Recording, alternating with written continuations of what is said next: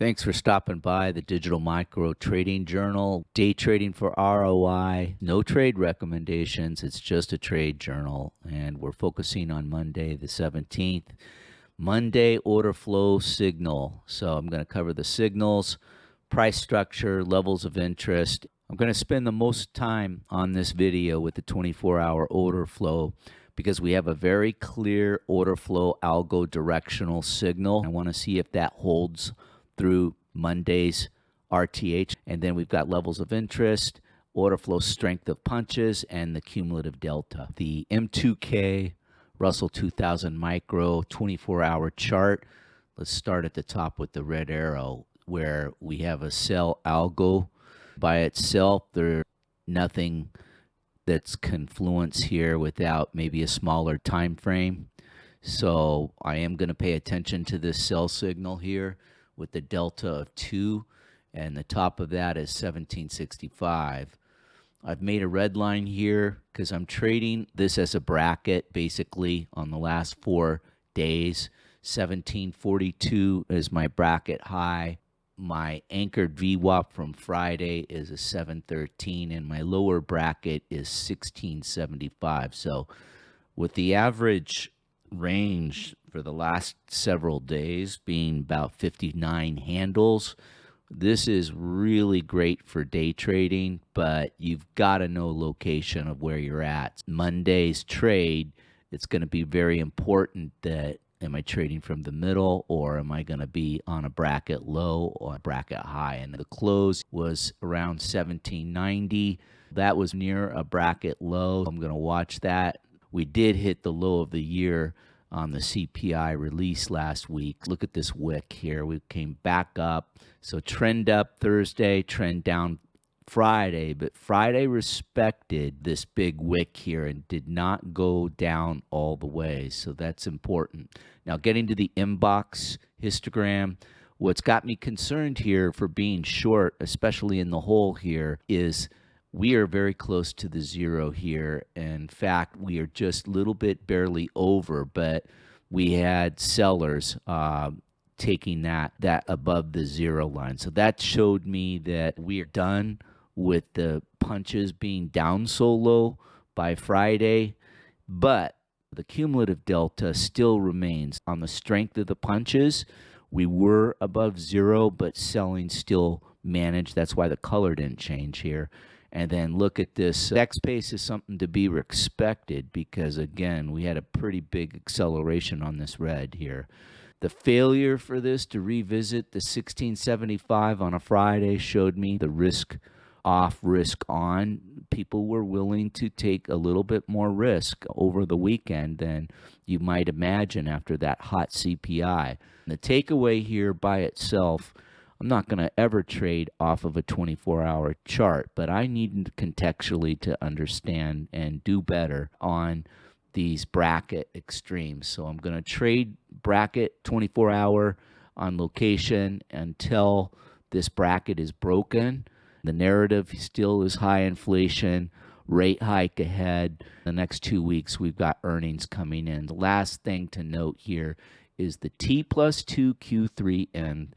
This is the big institutional money where they bought and they rebalanced their portfolio. So these are other time frame investors, position holders that you need to respect here this level. So between 1731 and 1720, this is the zone. And notice how the last 2 days we played in this zone, both above, in, and below. This is the 120-minute M2K Russell Micro, and this chart showing a trend sell pullback. The confluence with the 24-hour on the close of Friday shows a sell. The strength of the punches ended almost at the zero lines. That's a big concern here. Even though I'm respecting the sell signal, we don't have any big deep punches down to the bottom. However, you go down to this cumulative delta, yeah, selling is not being abated here, so I got to respect that. We definitely could violate this 1675 or at least go down to that. And this area is the lower Bollinger Band. So I'm going to watch what Asia Globex does on Monday. The pace here On this algo here for the order flow, you could see right around lunchtime, East Coast time. On Friday, we've got this huge volume bar, and then we closed and the pace moderated. I got real hung up by building too big of a short position in Globex, and look at this bracket here, very tight, and then right at the open, we have this X control green circle. You can barely see it here, but this was a huge fake out because then right around lunchtime, you see we had major sellers risk off with this red circle. They totally jam jobbed and trapped all the longs, trend down, and closed at the low of the day, basically, for a trend low. Very interesting on that close on the 120. So I'm going to watch how this plays out for the Nikkei Open, for the Shanghai Open pivots on Monday. And then, of course, the setup's going to be with more order flow when London opens to see where the location setup is. So this is the Renko, and I use it a lot because the order flow signals just seem to be cleaner and less confusing for me. And what this really shows me, even though we had a trend sell on Friday, was really at the end of the day here, bears could not go down and tag this Keltner standard deviation. Notice the strength of the punches on the order flow inbox here, how we spiked up right on the close. I want to just see how this chart plays out. This is great for context here. You can see here, I missed out on this short level. This was the big short opportunity during East Coast time lunch hour. Call it 12:41 in the afternoon, where we couldn't get this upper Keltner and we just slid down the whole afternoon trade. But again, they didn't tag the Keltner on the close.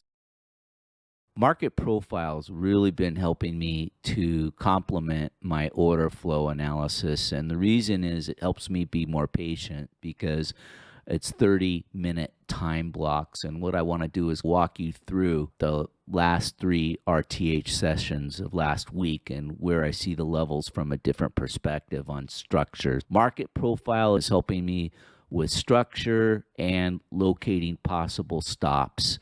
I really love how that's complemented the order flow from the inbox where.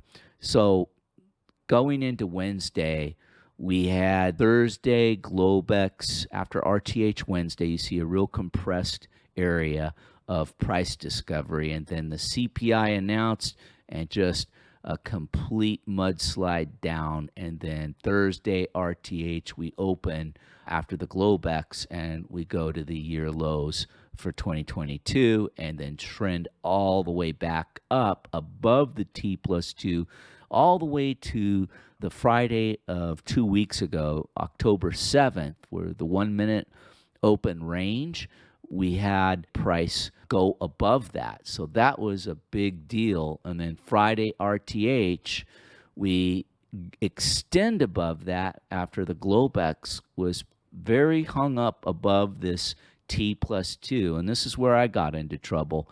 Definitely should have used this a little bit better because we had no down. And then here's the other time frame structurally coming in, correcting what happened on the excess of the Globex Friday session and just giving the longs a beat down. There's a lot of trap longs. Let's just face it here. We are still in a bear market environment, and there's a lot of other time frames, I imagine, that are still trapped above. So again, T+2 Q3 end zone is a big zone here to watch, and you can see how Friday we trended down to a level below this T+2 Q3 end. I expect we are going to play with this zone, and as I mentioned, this is a bracket. These blues are the 70% value areas, something that's really helping me out not to overload in any one time frame because I'm